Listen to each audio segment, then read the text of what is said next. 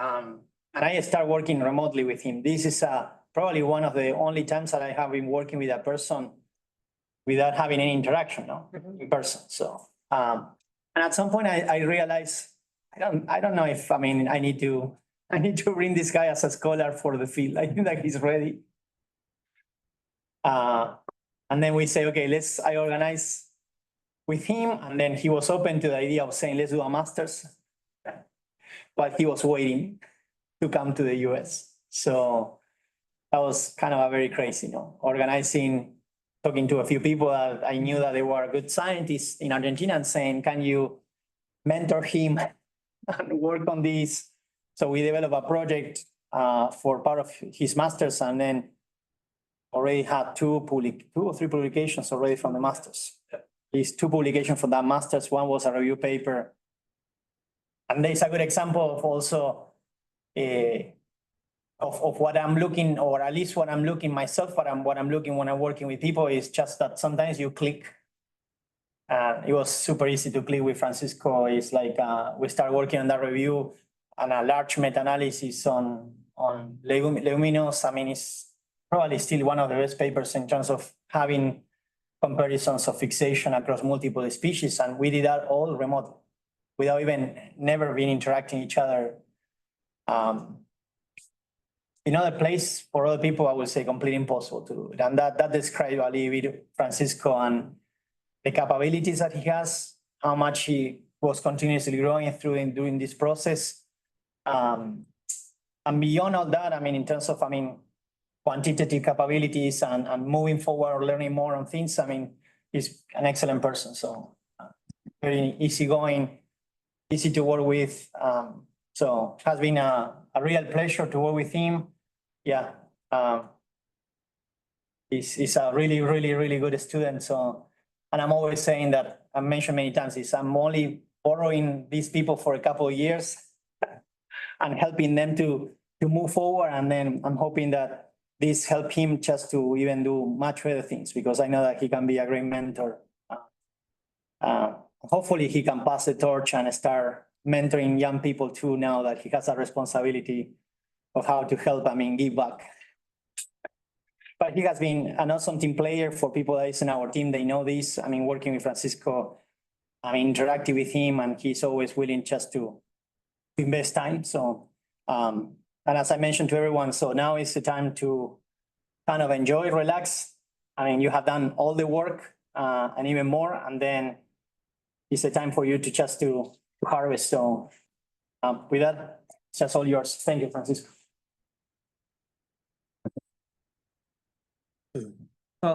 Thank you, Ignacio, for your words. Today I will present my dissertation that is titled Improving the Effective Use of Nitrogen in Maize, a Plant Breeding and Management Perspective. The presentation is organized first with a general background, then I will go through chapters 2, 3, and 4, and then some final conclusions.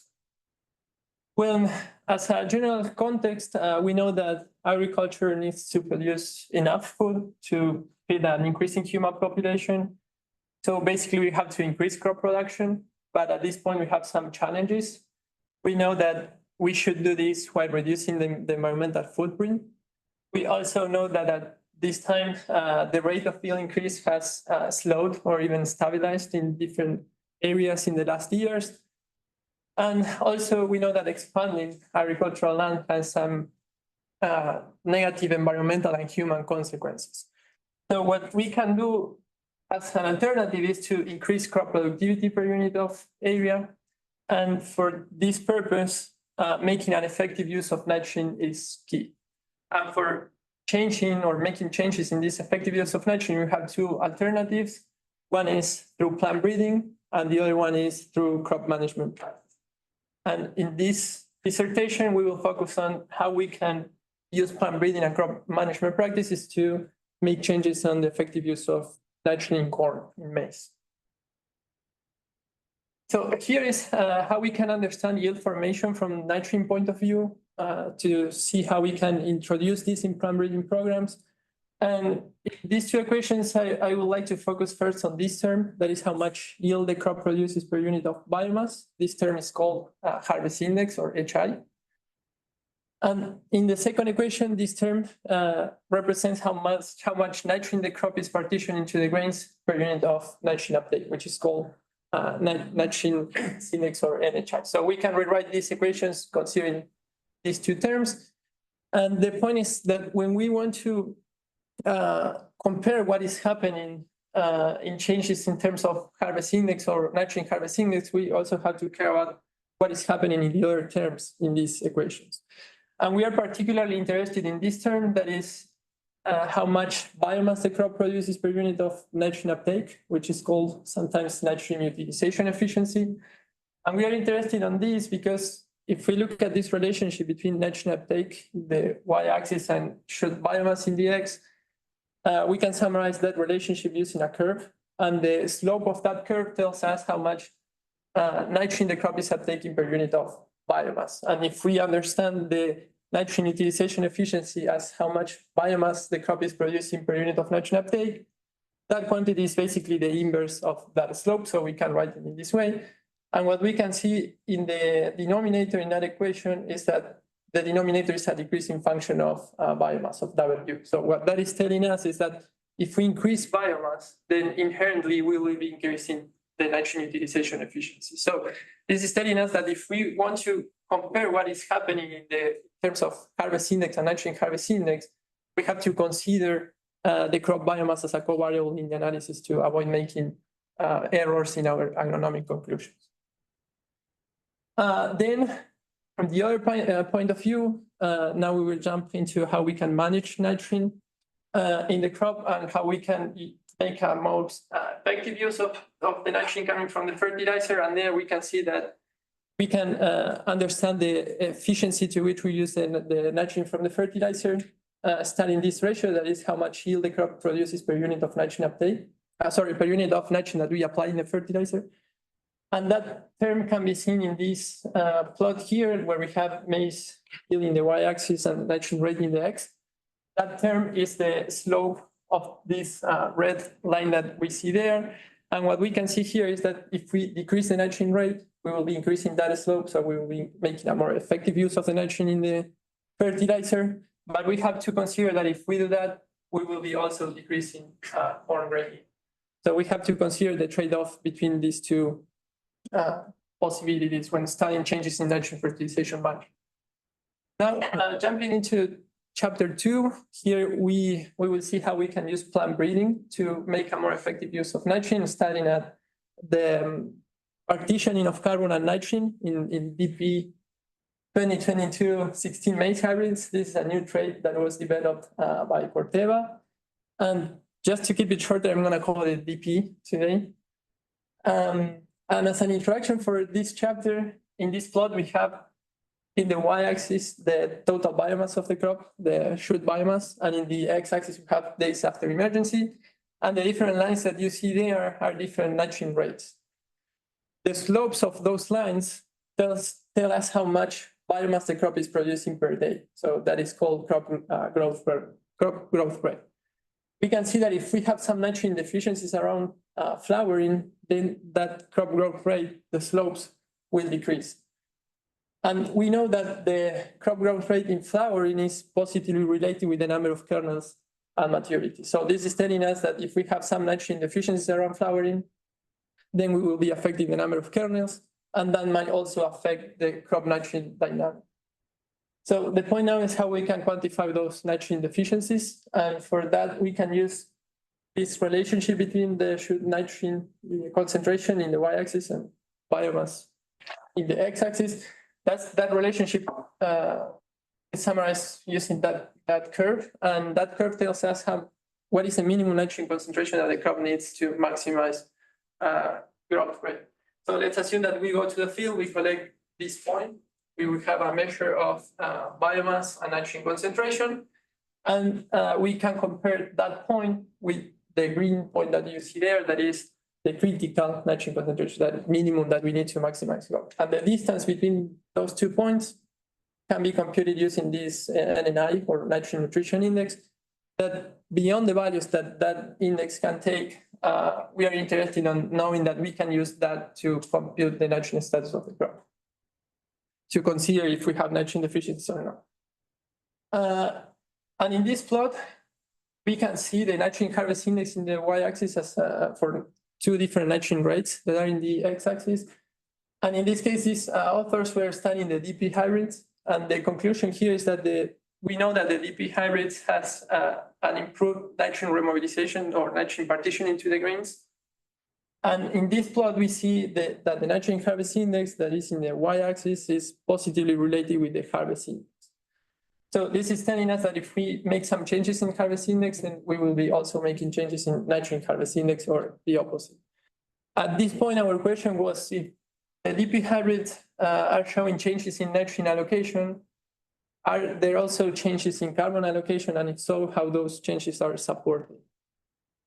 So the objective for this chapter was to further identify enhancements on carbon and nitrogen partitioning in the DP hybrids, while recognizing the main physiological and morphological traits that are involved in the carbon and nitrogen dynamics in the crop. For that purpose, this time we had 2-year field data. The experiments were conducted in 2019 and 2020 in York, Nebraska. The design structure was a split plot design. And for the treatment design, we had 2 nitrogen rates, no nitrogen and 225 kilos of nitrogen per hectare, 2 hybrids, and those hybrids were combined with the trait and without the trait. And when the hybrids did not have the trait, we called them wild type, WT. The sampling times were B17, R1, and R6. And today, just for the sake of time, I will show you only the pH11 hybrid. Then for the field measurements, in each of those sampling times, the vertical profile of the canopy was split into the middle section, that was the ear leaf and ±1, and then the upper and lower sections, all that was above and below the middle section. The plants were also split into stem, leaves, crops plus husk, and grains. We measure WSC is water-soluble carbohydrates concentration in stems. We also measure nitrogen concentration and biomass in all of the fractions. We computed the NHI, HI, NNI uptake, and then we computed also the nitrogen and water-soluble carbohydrate remobilizations using a balanced approach. Now, jumping into the results, here we have the nitrogen nutrition index and total biomass at flowering. In this chapter, the blue color will be always for the DP hybrids and the gold will be for the wild type control. And what we can see in your left is the NNI in the y-axis, and we can see that within a given nitrogen rate, we didn't have differences in NNI, in the nitrogen status of the crop.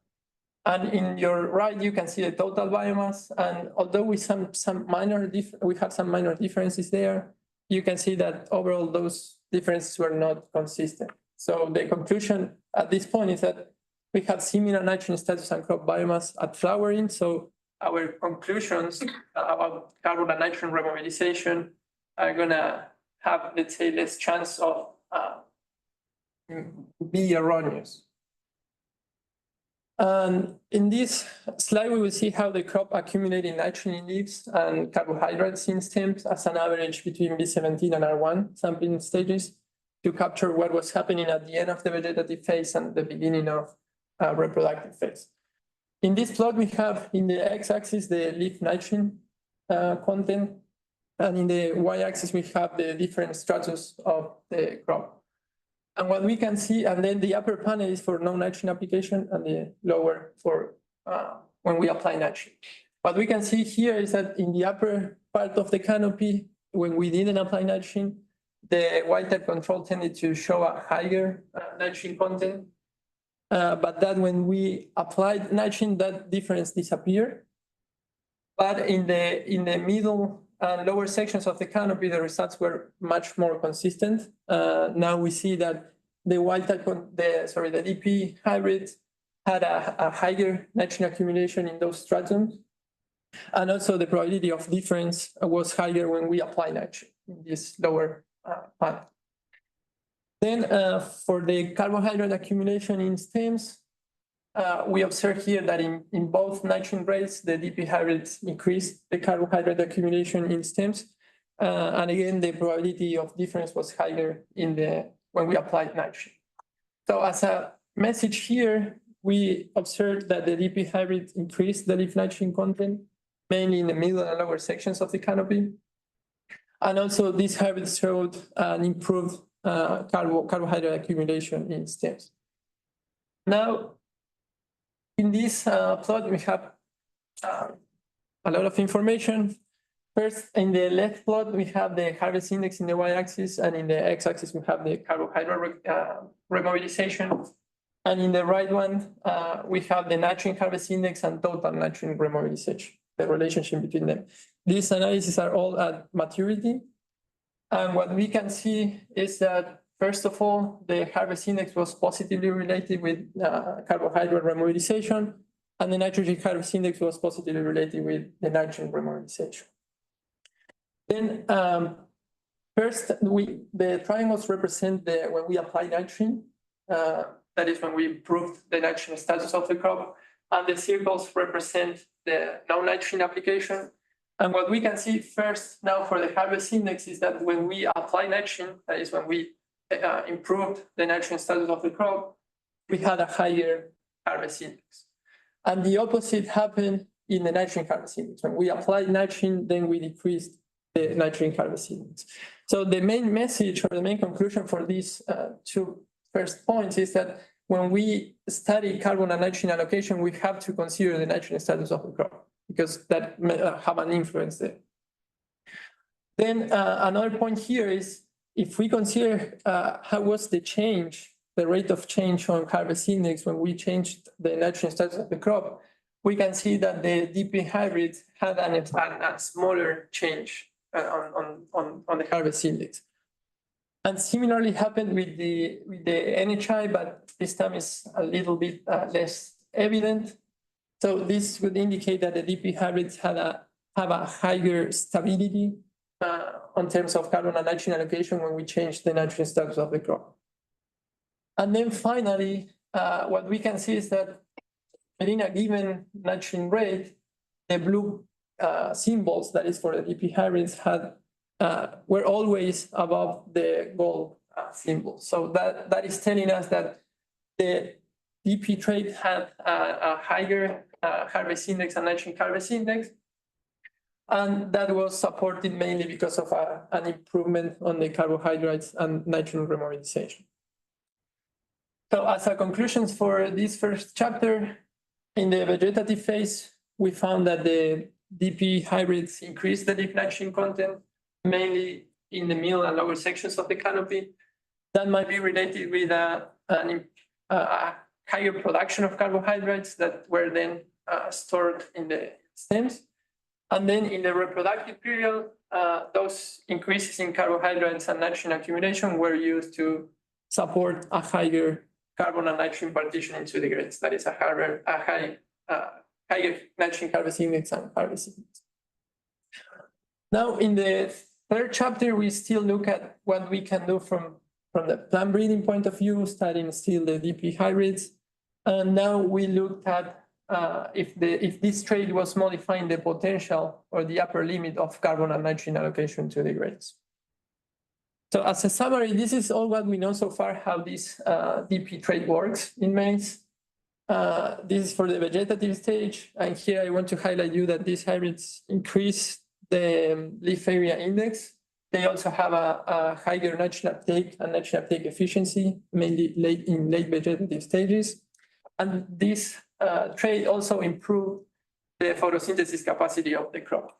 So this might be related with that increments in, or those increases in carbohydrate production and accumulation in stems, and also with that, with those increases that we saw in the nitrogen stored in leaves.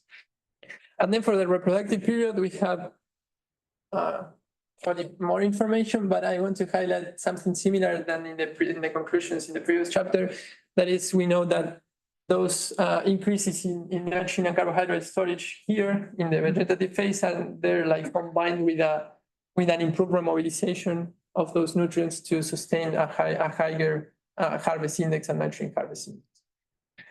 Then in this particular chapter, since we wanted to see what happened in the potential of these variables, we used a frontier analysis following what these authors did for potato.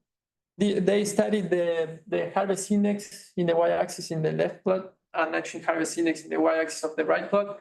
And then in both cases, in the x-axis, we have crop nitrogen uptake, because this allowed these authors to study changes in harvest index and nitrogen harvest index while controlling the crop nitrogen uptake as a covariable in the analysis. And then we also, in this chapter, a long-term 15 nitrogen labeling, because this allowed us to precisely study nitrogen remobilization fluxes between different organs of the plant. And this is because if we apply 15F fertilizer before rapid vegetative growth, that is why this is called long-term, what we know is that the leaves and stems are going to be labeled because of the application of the nitrogen fertilizer. And then it is assumed that as the crop grows, that nitrogen is being taken up by the crop. So when the crop reaches flowering, most of the nitrogen that we apply in the soil, or almost all, is already inside the plant. So the nitrogen, the 15N nitrogen that we can measure in the grains, it's because of only nitrogen remobilizations for the other organs of the plant. So the objective for this study were to identify changes in the potential of carbon and nitrogen partitioning in DP hybrids, and while controlling, in our case, the plant growth level, and also compare them with the wild-type azurogenic hybrids, and then determine which were the main drivers behind those changes in the potential of carbon and nitrogen allocation to the grains. For this purpose, we have, again, 2-year field data, but this time the experiments were conducted in Wamego, Kansas in 2022 and 2023. The design structure was, again, a split plot design. For the treatment design, this time we had 3 nitrogen rates, again, 2 hybrids, and those hybrids were combined with and without the trait. And in this chapter, we only took samples at R6. And for the long-term 15N labeling, we applied nitrite calcium at B2 in 5 consecutive plants, and then we sampled the 3 central plants among those. For that sampling time, the plants were again split into stem, leaves, cobs, husks, and grains. We measured the nitrogen abundance, the 15N abundance in all of the organs, also nitrogen concentration and biomass. We computed the NHI, HI, and N uptake, and we calculated this ratio that you see there as RSA, that is the relative 15N specific allocation. Beyond the equation, the subscript Y there indicates the organ. We did this for each organ. And basically, this allowed us to study that nitrogen remobilization fluxes between different parts of the organ. It's not more than that. For the jumping into the results now, we have in the y-axis of the left plot the harvest index, and in the right plot in the y-axis we have the nitrogen harvest index, and in both in the x-axis we have the crop or the plant biomass. In this case, it's grams per plant. And what we can see for this chapter, the green color, it's for the DP hybrids. We can see a similar pattern in terms of changes on harvest index and nitrogen harvest index as the plant growth. But the main point here is that the DP hybrids, we can see that we're above the orange line, indicating that the DP hybrids increased the potential of carbon and nitrogen allocation to the grains. And those differences were more evident as the plant growth increases. So the message here is that the DP hybrids increased the potential of harvest index on average 2%, and the potential of nitrogen harvest index on average of 5%, and that was at similar plant growth levels. Then when we studied the allocation or the nitrogen remobilization fluxes, in this plot, we have the relative specific allocation for grains in the y-axis and for the whole plant in the x. And again, this is also a frontier analysis. And what we can see that the slope of the green line was higher than the orange. That is telling us that the DP hybrids accumulated more 15N grains per unit of 15N in the whole plant. So the main message here is that these hybrids increased the partition of the nitrogen that was absorbed during vegetative stages to the grains, and that was independently of the amount of nitrogen that was taken up by the plant. Then our question was, which are the main drivers behind these changes on carbon and nitrogen allocation? And the first variable that we observed was the grain numbers per plant. Again, it's just a frontier analysis in the upper limit of those variables. And what we observed, it was that there were no differences in grain numbers per plant. But then we observed what was happening in the relationship between grain numbers per plant and biomass, because the slopes of that relationship is telling us how many grains the crop can sustain per unit of plant biomass.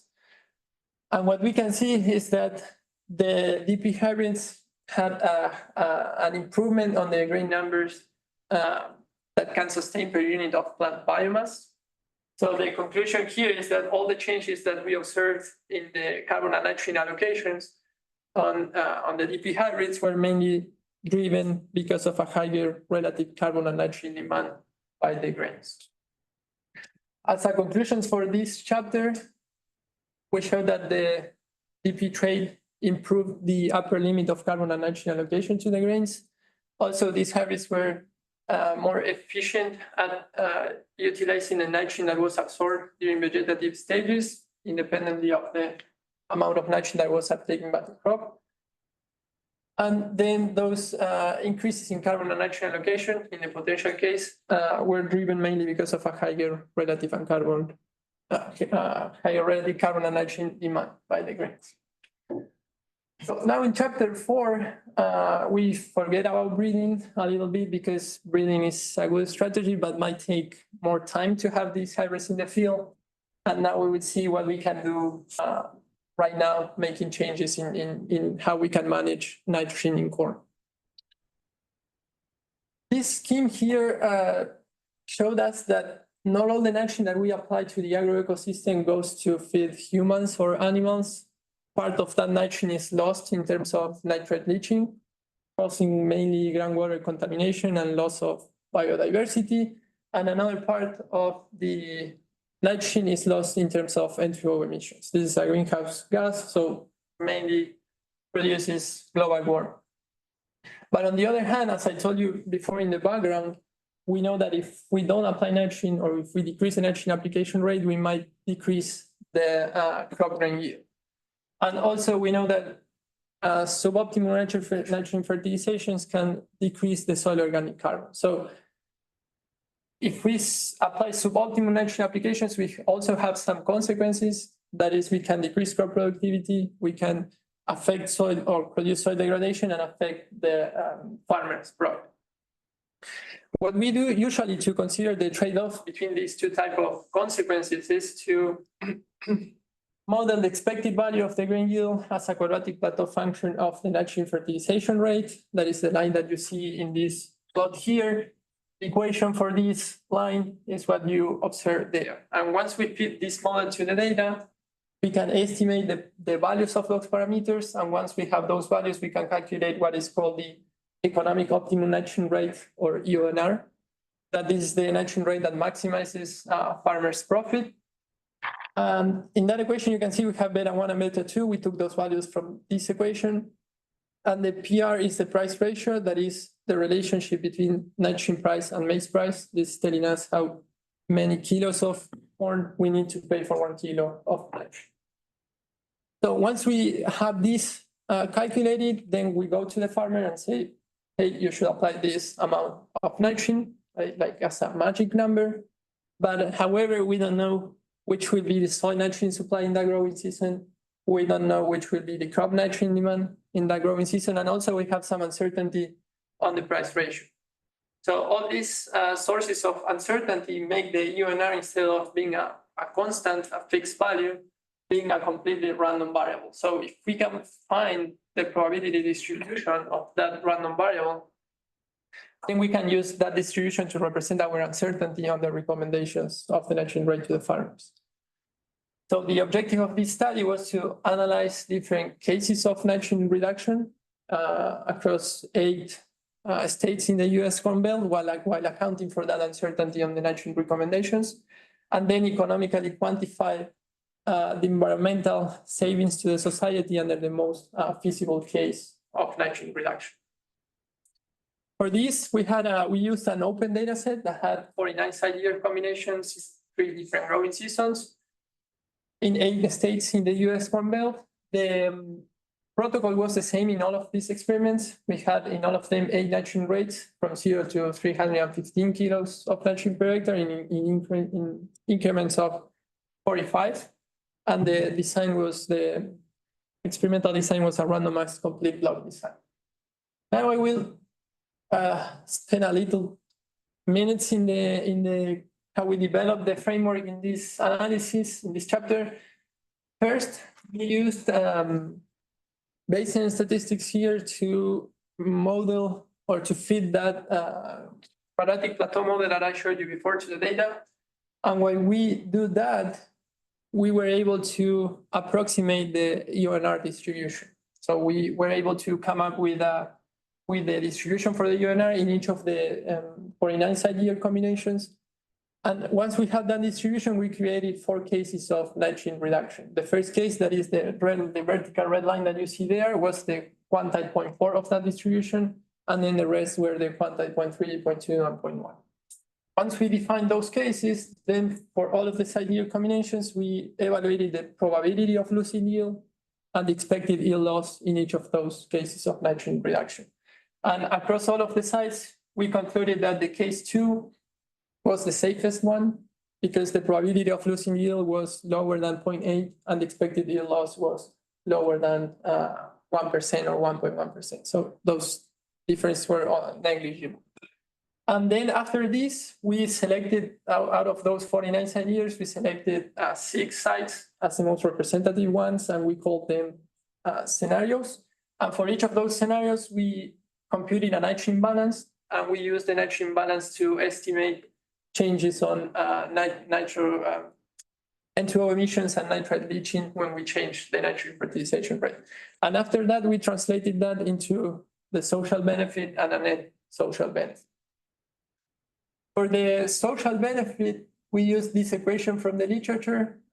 It has a part that is related to the benefit of reducing greenhouse gas emission, and another part that is related to the benefit of reducing the nitrogen leaching.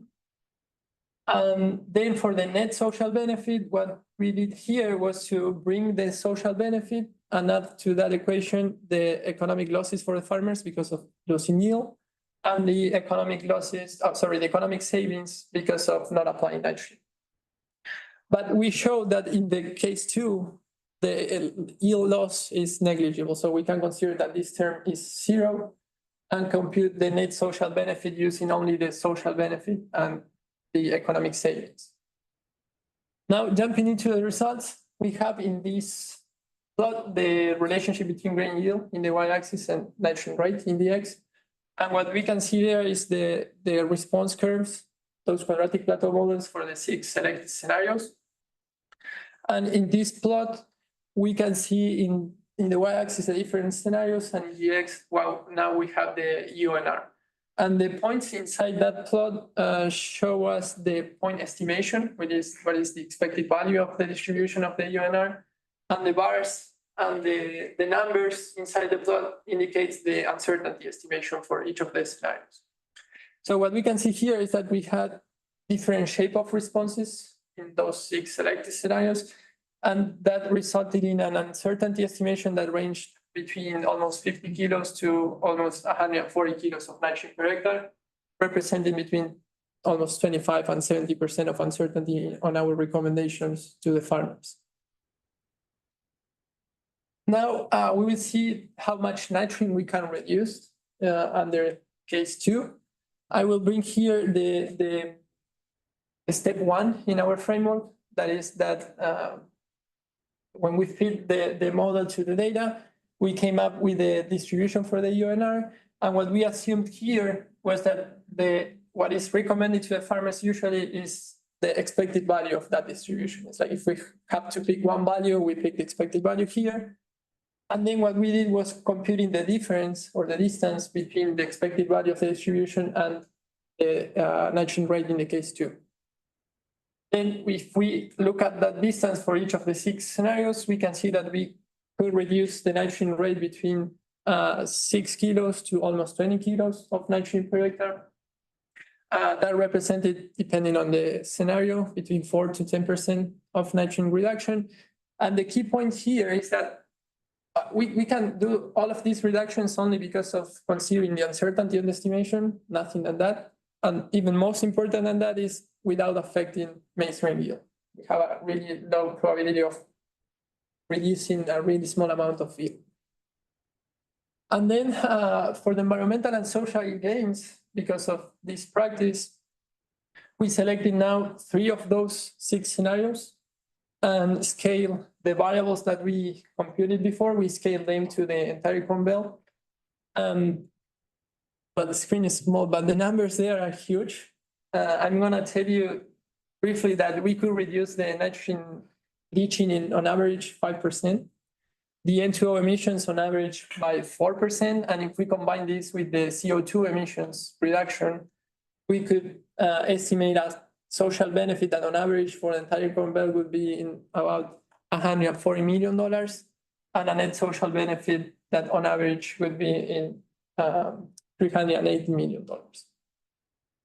As a conclusions for this chapter, well, it was possible to reduce the nitrogen application between 4 to 10% without affecting maize grain yield in the Corn Belt.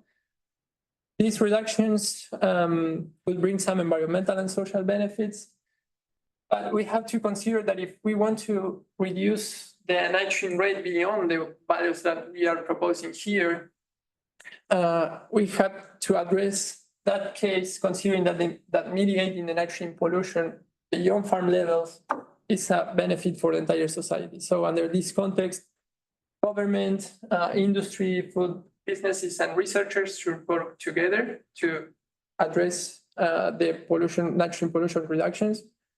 And what I mean with this is that not all the responsibility or the weight should go to the farmers. It's something bigger than that.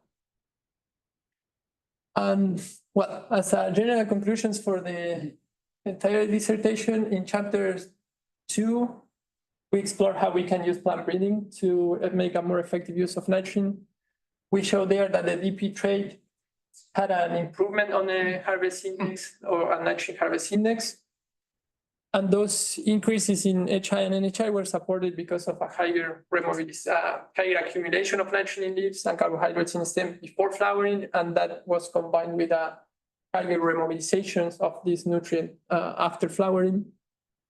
Then in chapter 2 and chapter 3, we also look at plant breeding, the same trait, looking at the potential of the harvest index and nitrogen harvest index. The hybrids also had an improvement on those variables. We show there that also these hybrids increased or had a better utilization of the nitrogen that was absorbed in vegetative stages, independently of the amount of nitrogen that was uptaken by the crop. And those changes on the potential of harvest index and nitrogen harvest index were mainly driven because of a higher sink size in relative terms. And finally, in chapter 2, we looked at what we can do from the crop management perspective, showing that if we consider the uncertainty on our recommendations of nitrogen fertilization to farmers, we could reduce the nitrogen rate between 4 to 10% without affecting maize grain yield. And finally, that would be related with a reduction on N2O emissions and nitrate leaching on average by 4 and 5% respectively. And that would be associated with a social benefit that might range between 73 to almost $231 million for the US Corn Belt. Well, and with that, thank you. I want to say thank you to my committee members. Thank you, Ignacio, for the opportunity. It's a nice journey. Thank you to all the team also. We have nice field work, nice discussions. Thank you, Leo and Gabby. You guys took these experiments at the beginning as if they were yours. Well, finally, I don't know. Thank you to my family. Most of them are in Argentina, but Caro is here. Thank you for your support. Okay, and thank you guys for your time for being here.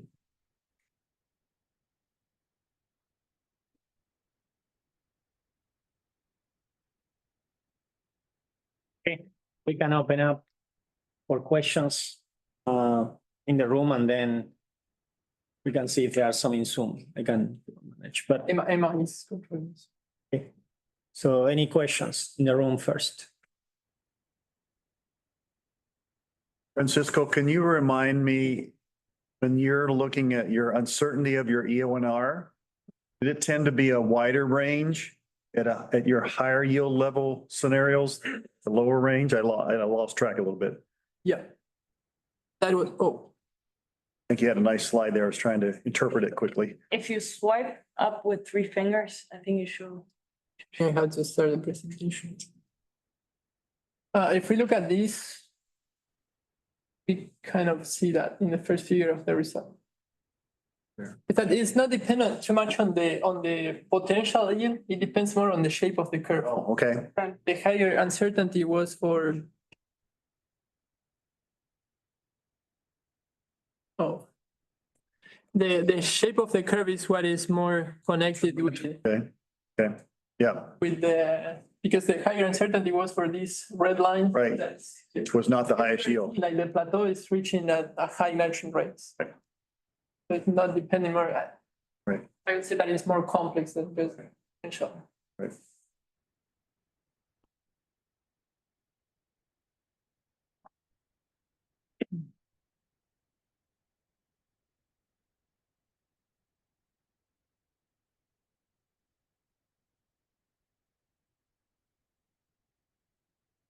But what is true that happened here was that if your UNR is higher, then your uncertainty is higher. Right. Right. I would say that it's. Right.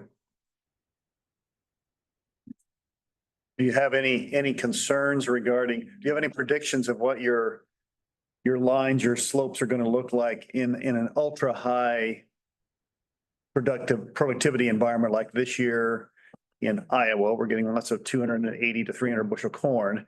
Is that going to change your curve much, or just change the asymptote? I would say that might be something, a combination between the red one and the green one, is that you are increasing the potential and reaching the plateau probably. A little further out, Higher UNR rates. probably. It's something between the middle and in these two. Yeah. Depends on our mineralization, which was probably pretty good this year at the end of the year. Yeah, that's why probably, I don't know, you have also, that's one of the sources of uncertainty. Exactly. Yep.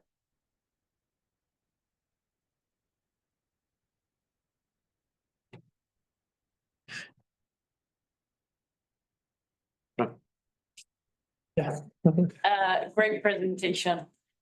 I was gonna ask something about canopy architecture, but if the DP, because I saw that the nitrogen was higher in the upper section, right?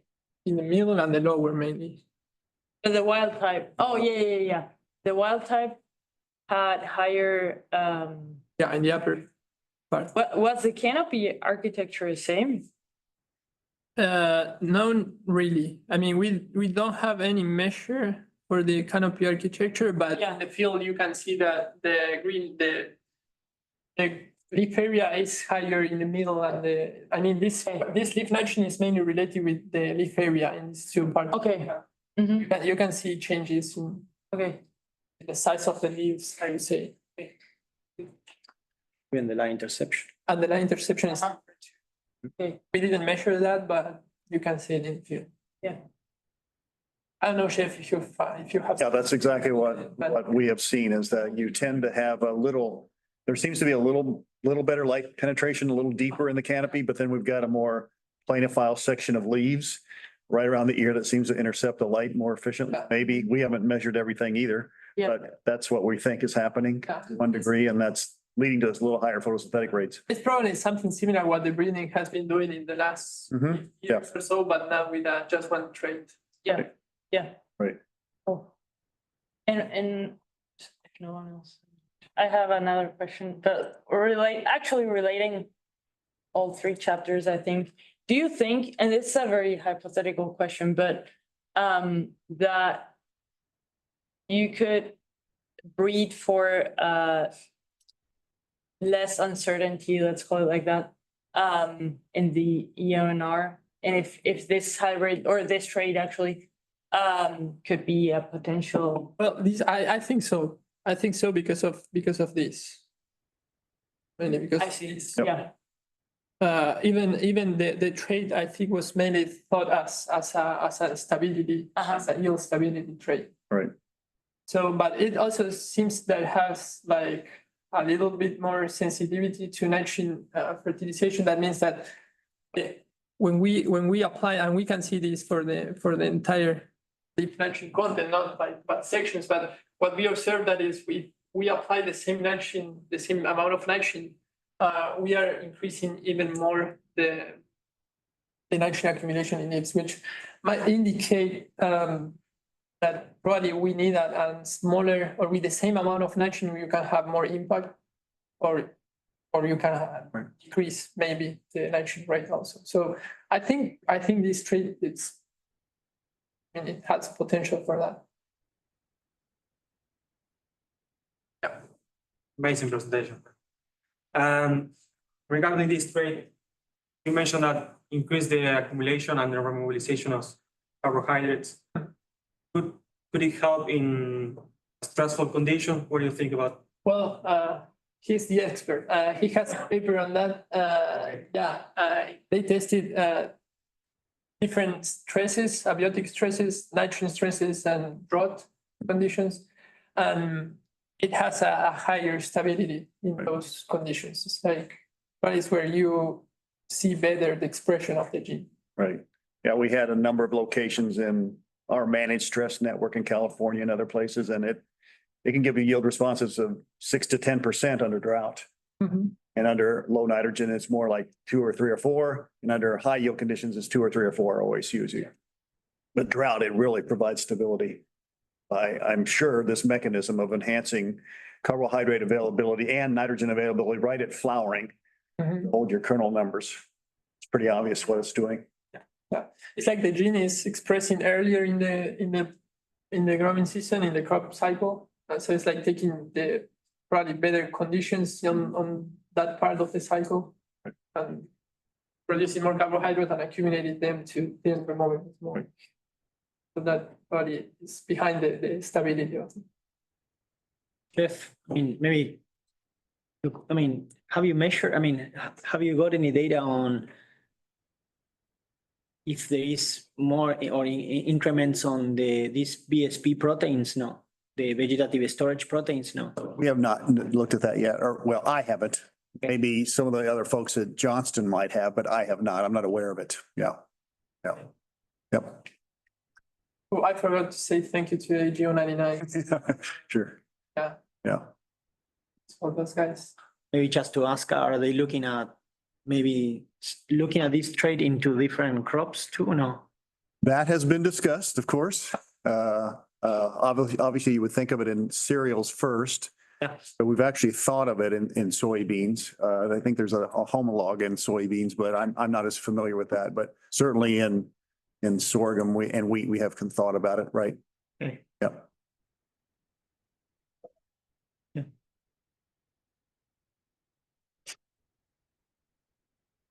I'm thinking about the colors in the first.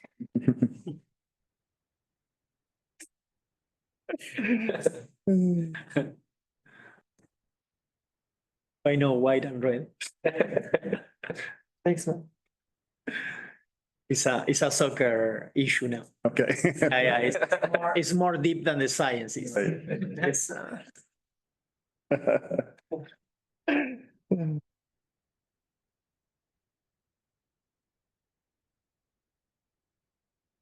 So one thing that, on the last chapter that we will not have the time to discuss, but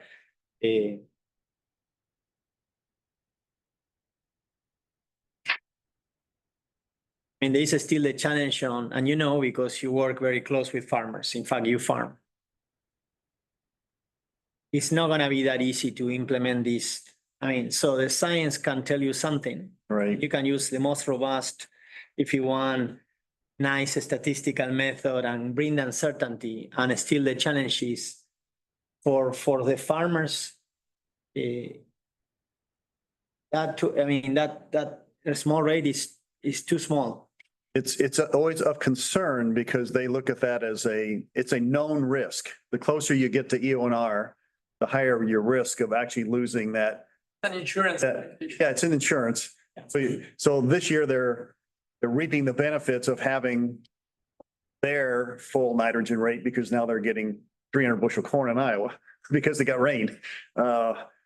If a bunch of growers would have put on the EONR, which in our area is about 180, some farmers may have been concerned that they might have lost some yield potential this year. Now, whether or not they did or not, it's theoretical. They probably didn't lose more than 10 bushels between 180 pounds of nitrogen and 220. I doubt if even that made any difference this year because again, we had excellent remobilization this year of nitrogen in the soil later in the season. So pretty much in really high productive soils and really low productive soils, we're getting 250 to 280 everywhere. So that tells you that there's a lot of nitrogen coming out of nature because the farmers didn't all manage it that differently, different soils. Yeah, I'm just thinking that still is gonna be a challenge to implement this type of approach, and Yes. because on the nitrogen saving is not enough to justify it. It's too small. Yep. And we know that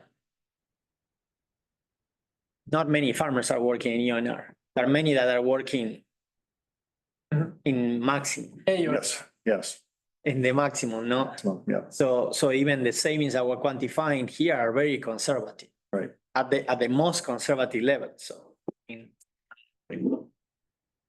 I think a lot more growers are open to better distribution of nitrogen through the season. Yeah. As opposed to putting it all in hydrous in the fall or all dumping it on in the spring. That is becoming accepted now in our area that's the first step in better utilization is not putting it all on at once and avoiding some of the highest rainfalls we have in late May. Yeah.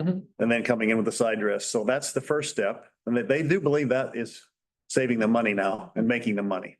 So that's positive. Yeah. But to actually lower their rates with a risk of capping their yield, they're not ready to accept that yet. Maybe a philosophical question, but I mean, I know that's something that you need to ask right now. But for example, like ARPA was coming out with a new nitrogen program. It's a new nitrogen initiative, and then what they're looking for finding ways of reducing the amount of nitrogen that we apply in corn.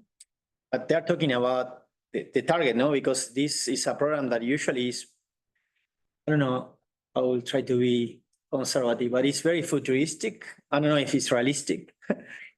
And they're talking about that they wanted to get to 50% nitrogen reductions. You're gonna reduce yield. No. I mean, my question is, now that you have been working so much in nitrogen and you have a sense of breeding and you have a sense of management, do you see that as a realistic target goal? I mean, and try to think about very holistically. I mean, because they're thinking on someone will come with a magic wand and they're gonna find like a bacteria, or they're gonna find a nitrogen fixing corn, and they're gonna, so I mean, I'm just opening the toolbox and saying, if we are sitting down here after 30 years, No. do you think that it's a realistic target, or is something that is? No, right now, no. It's like unless you are able to make corn to fix nitrogen. And I don't think so, because if not, we should probably go back in all the breeding progress that we have so far, because today the hybrids are more, relies more on nitrogen application. And 50% for me, you can do it, but you are gonna be affected yield too much. So you're gonna be reducing food production, basically. It's like a trade-off between environment and crop production. The question is, how many complementary mechanisms could you stack? Whether it be a DP gene and a Yeah. biological and other natural native variation? No, can you stack these things and are they complementary? The real question is, can you, because what we have seen so far is that, at least so far, we have seen that your natural requirements don't change too much. Yep. This is a plant that basically relies on nitrogen. Mhm. And then what, in fact, what is happening over time, I think that is we're increasing that dependency to nitrogen. No, we are not decreasing that. Right. So I don't know. It's an interesting aspect to start having discussions because I mean, the Department of Energy, and then they're coming out with this program, and they're gonna be a few readers. I know that, I got invited to have a presentation, and I think that they didn't invite me again because of my presentation was very realistic. Yes. And of course, they are putting a big program of $60-70 million into something that I feel that the return of investment is gonna be very small. Mm. Very, very small. I think that there are some other things that we need to start looking and this is one step forward in terms of moving in the right direction. Like, looking at new trades. We still have a lot to do on the management side. On how to manage. At that point, I would say it's probably more difficult because you have to deal with the farmer, and that's probably. Yeah, but we need to think about it. We still need to think about some creative ideas on how to do that, because we have seen situations and we have some other data where you have high nitrate at planting, really high. And we see farmers are still applying 200 or 300 pounds. So, and then there are some other things that you can do immediately. But for many of the things to operate, you're gonna need to start developing incentives. It's not gonna happen by magic wand. It's a different system, so. And what's your opinion about the interactions with another elements, with another nutrient, Phosphorus for or example, potassium, can help to improve? yeah, that's for sure. That's for sure, because it's like, let's assume that if we apply only nitrogen and we have some deficiency on phosphorus, we will have a given yield, let's say, but then just keeping the same rate of nitrogen. And if we apply phosphorus, then we are going to increase yield. So the same amount of nitrogen, we can produce more yield just because of applying phosphorus or another nutrient. So yeah, that might be helpful. We have the information to. I don't know what the farmers do in the corn belt, if they apply phosphorus or not. Yeah, sure. You don't look at it as critical as nitrogen, of course, Okay. which is not, but it is a factor, yes. We try to maintain the maximum. They try to not having as a limitation. And in nutrient limitation. They try to avoid any other nutrient limitations. Yes. But yeah, there are a few other ideas that I think that they are more relevant for the next coming years, right? I'm rethinking a little bit more about how we are managing the system rather than just to. Yeah, not farmers. So. Yeah. It's gonna be hard to believe that you're gonna apply half of the rate and get 300 bushels. I don't think that's gonna happen. Not in our lifetime, I think. Maybe in another lifetime, maybe. Or lower corn. Yes. Yeah.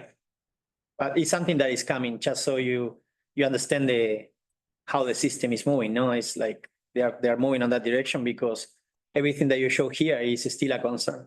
Yeah.